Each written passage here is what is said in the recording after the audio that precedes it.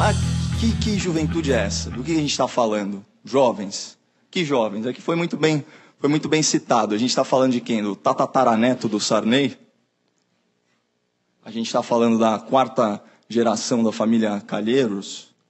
Ou do filho do Zé Dirceu? Não. Essa juventude não nos interessa.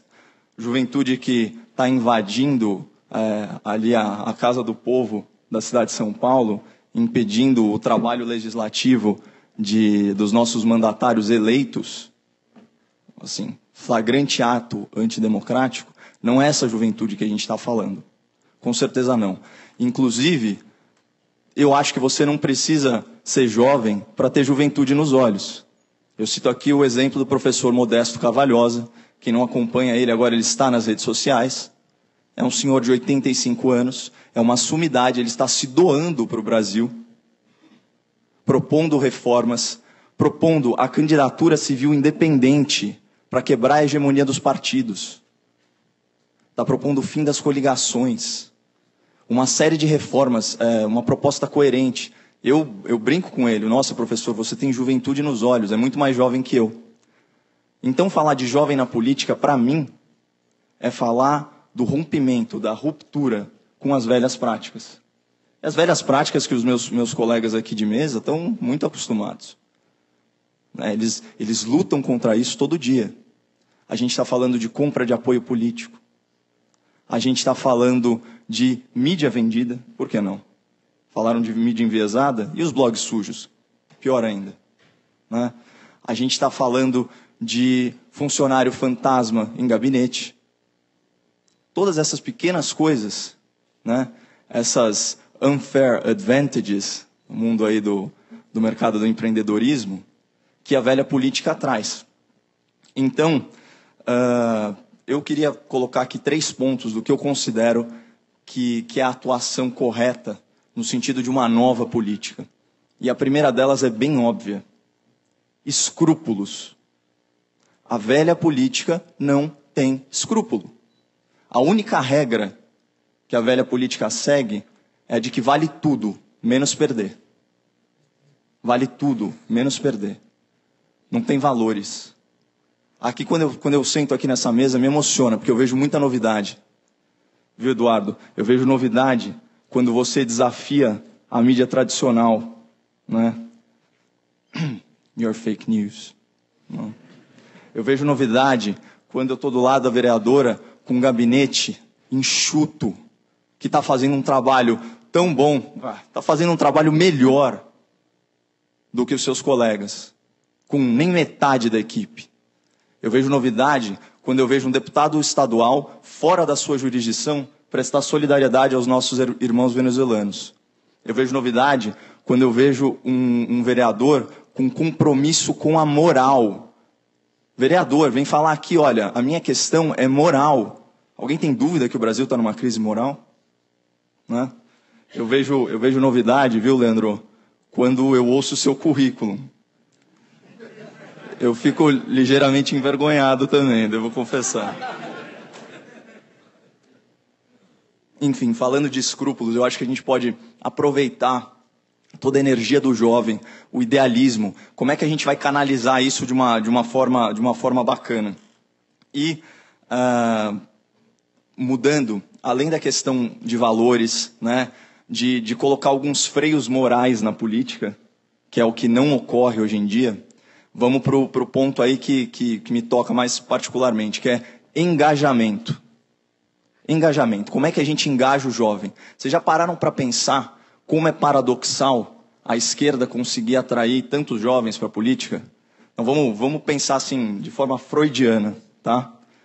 Tá lá o sujeito, a menina, o menino, eles estão crescendo, se desenvolvendo, adolescendo. Aí é natural que eles busquem um senso de identidade, né? Eles querem se distanciar um pouco da autoridade paterna, autoridade materna, enfim. Essas coisas, esse processo que todos nós vivenciamos na busca pela nossa individualização. E aí o cara troca essa autoridade pelo discurso da esquerda. Olha a loucura, né? Uma ideologia que prega o partido único, o império do politicamente correto, né? A censura, a liberdade de pensamento. Então é muito louco, você tem jovens procurando liberdade onde ela menos existe. Você tem minorias, você tem pessoas se identificando, buscando aquele senso de pertencimento em minorias, sem perceber que a grande minoria ou a menor minoria é o indivíduo, pessoal. Então é aí que a gente tem que chegar. A gente tem que combater esse discurso. Falando um pouco de discurso, eu procuro fazer no meu canal, não sei quantos de vocês conhecem meu trabalho, mas depois nas redes sociais, se quiserem me procurar lá, é Caio Coppola com 2 P's e 2 L's, é no Facebook. Eu procuro ter um discurso um pouquinho diferente. O pessoal falou muito na mesa anterior sobre polarização.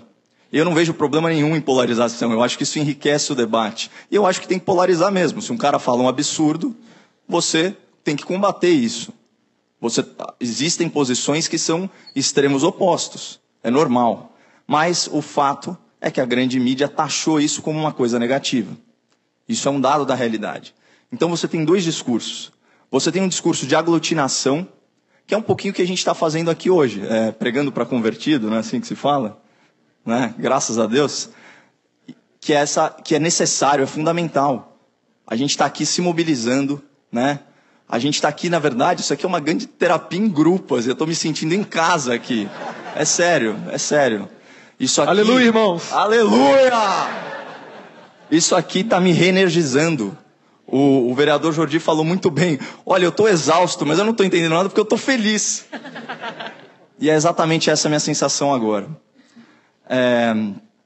Falando então desse discurso de aglutinação, isso daí é fundamental. Mas nos meus vídeos, vocês sempre vão reparar que eu tento fazer um discurso de persuasão. E eu vou dar alguns exemplos práticos aqui, porque é um pouquinho da minha experiência que eu acho que vocês podem me ajudar a levar para fora, né? Bom, todo mundo aqui é muito politizado. Só que o brasileiro médio, ele não está tão politizado assim. Ele está muito mais politizado, está muito mais receptivo às ideias liberais. Mas, da mesma forma que aqui estamos num sábado de tarde, todo mundo com fome, né? Aqui na Alesp, tem um monte de gente que está na academia, que está no parque. E isso é justo, é válido e legítimo. Tomara que um dia a gente também esteja na academia, no parque, sem se preocupar com esse tipo de coisa aqui. Mas, para mim, o que pega? Essa pessoa, ela vota. Essa pessoa, ela pode ser chamada aí para esse nosso grupo aqui. Então, além do discurso de aglutinação, a gente precisa de um discurso de persuasão. É por isso que quando eu fui abordar o Escola Sem Partido, que é um projeto que eu apoio, inclusive o Dr. Miguel é seguidor do canal, um dos primeiros, sempre fez questão de me apoiar, me ligava lá de Brasília, etc. Quando eu fui fazer o vídeo sobre Escola Sem Partido, eu pensei assim, como que eu consigo plantar aquela semente na cabeça do jovem, usar um pouquinho do senso de desafio à autoridade que toda a juventude tem dentro de si, né? Como que eu consigo capitalizar em cima disso e fazer essa pauta, antidoutrinação, chegar na sala de aula? E o caminho que eu encontrei foi, no meu vídeo, falar o seguinte: olha, pessoal, não vou discutir os projetos de lei, mas que professorzinho que tem medo de um cartaz em sala de aula? Que professorzinho que tem medo de cartaz em sala de aula? Então, o call to action, a chamada do vídeo, qual que era? Olha, molecada, é o seguinte, está aqui em anexo o PDF do Escola Sem Partido. Então, imprima e colhe na sua sala de aula. E a gente colocou um medidor para ver quantas vezes aquele link era clicado. E foram mais de 1000, Marcel. Mais de 1000 cliques. Vai saber quantas salas de aula tem agora o cartaz da Escola Sem Partido, sem precisar passar por lei, sem precisar passar por todo esse trâmite, mas a gente plantou a semente, né? Tá lá, todo mundo recebeu. Outro exemplo, é óbvio que eu sou contra cotas raciais. Imagina que alguém formado em direito vai ser a favor de cotas raciais, pessoal. Isonomia, isso é direitos fundamentais.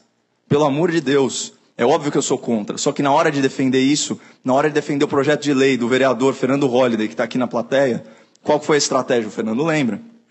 Eu falei o seguinte, olha, aqui em São Paulo, uma das heranças malditas do nosso ex-prefeito Fernando Haddad, além de 7 bilhões de déficit nas contas públicas, e a vereadora pode confirmar, foi ter feito uma lei em que 20%, olha isso, gente, 20% dos funcionários públicos concursados tem que ser de origem afrodescendente.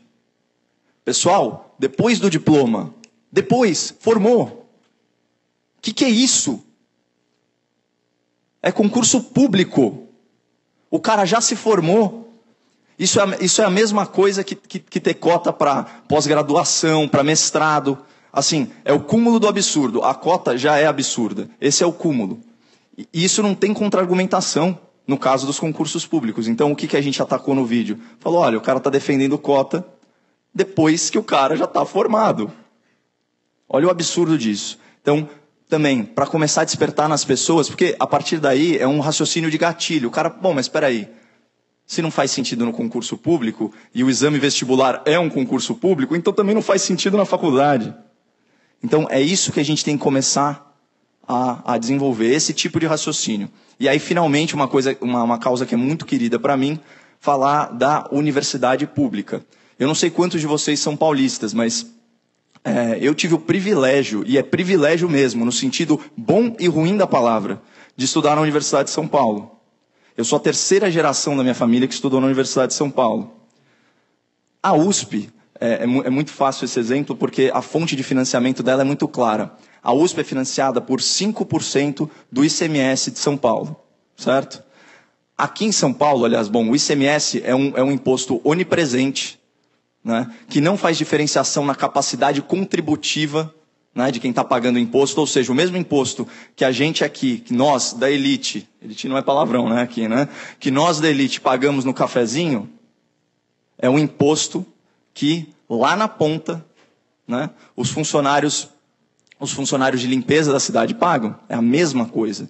Então, independente de faixa de renda, você paga o mesmo ICMS, o imposto do consumo, ele é onipresente. 5% disso vai para a USP. Aí você fala, bom, tranquilo, né? 5%. Sabe quanto dá, pessoal? 5 bilhões. Quem aqui sabe qual foi o prêmio Nobel que a USP ganhou para o Brasil? Zero. Vocês gastam 5 bilhões, a gente gasta 5 bilhões por ano e não consegue produzir um prêmio Nobel.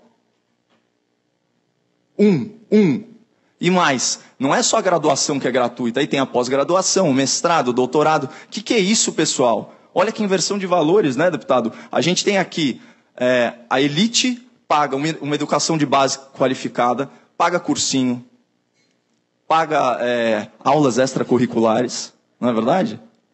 Para depois estudar na faixa com o dinheiro do ICMS do povo paulista. Bom, eu tinha que passar essa mensagem. Como que eu fiz?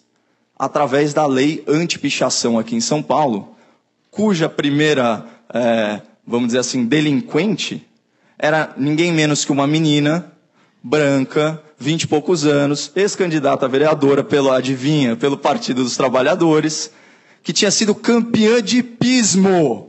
Hipismo, salta, cavalo. Campeã de hipismo, estudou no Humboldt, fala alemão. E essa menina, ela foi presa pichando, né? E aí eu estou mostrando assim, ó, estava fazendo o perfil dela, e aí eis que surge, e ela também estuda Direito na USP. Ela sofreu muito, né? Ó, colega aí do companheiro. Assim, cara, olha o absurdo disso, né? Então, assim, o pessoal fala, não, essa lei anti-pichação, ela vai vitimizar a juventude negra, pobre, barra da periferia. Não. Pegou essa menina que sofreu muito na vida. Mas o que é legal mostrar? É usar o exemplo dessa figura aí, vamos dizer assim, alegórica, para mostrar o absurdo que é a gente pagar essa faculdade. Então tá lá, tá plantada a sementinha, 1 milhão de visualizações, 1 milhão de pessoas viram que é ridículo a USP ser gratuita para quem pode pagar. É ridículo. Bom, finalmente para fechar, que eu me surpreendi, excedi meu tempo, nessa que é a minha estreia, aliás, o batismo de fogo, né? O primeiro debate da minha vida e ó como eu estou acompanhado, né? Nada mal.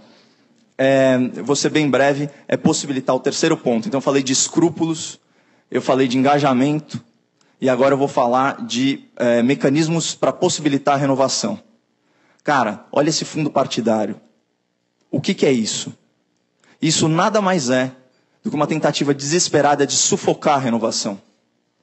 Quem vai mandar no destino desse dinheiro são os caciques lá em Brasília.